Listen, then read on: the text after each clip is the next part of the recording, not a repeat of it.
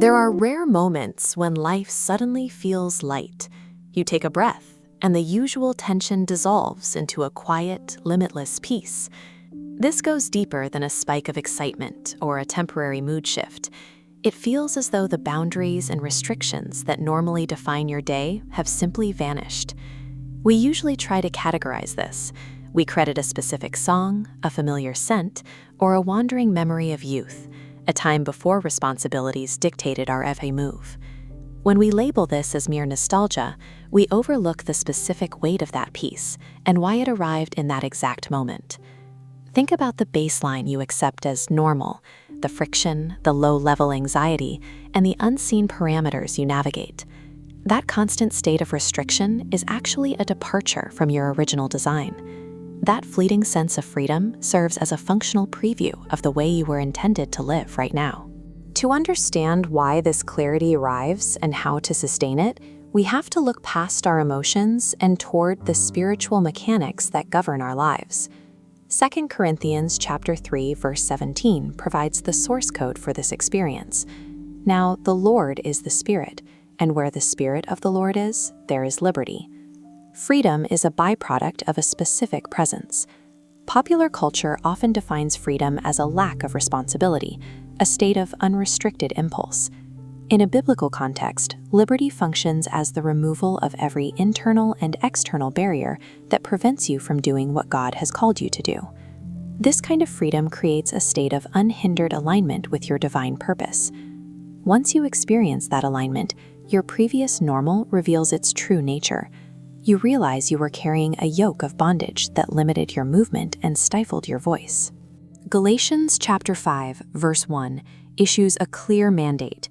Stand fast, therefore, in the liberty by which Christ has made us free.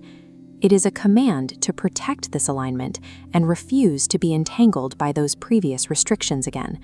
Breaking those chains provides the necessary foundation for the work that follows. Scripture shows a consistent sequence. Moses was freed from his past in Midian so he could stand before Pharaoh. Paul was liberated from his religious traditions so he could carry a message to the nations. Jesus defined his own mission using this same logic in Luke chapter 4. He stated he was anointed specifically to preach to the poor, heal the brokenhearted, and set the oppressed at liberty. In each case, the individual is liberated so the freedom they receive can be directed toward others. Their personal peace becomes a tool for another's rescue. This establishes the governing principle of the kingdom. Freedom is a resource meant to be sent. When you live in this alignment, your interactions change. You find yourself speaking with new clarity, and people respond to the weight of your words in ways they can't quite explain. This is the mechanism described in Matthew chapter 10. When you are aligned with your calling, the Spirit of your Father speaks through you, reaching past the surface level of a conversation. This truth bypasses the intellect and reaches the heart, leading others to ask the same question found in the book of Acts: what shall we do?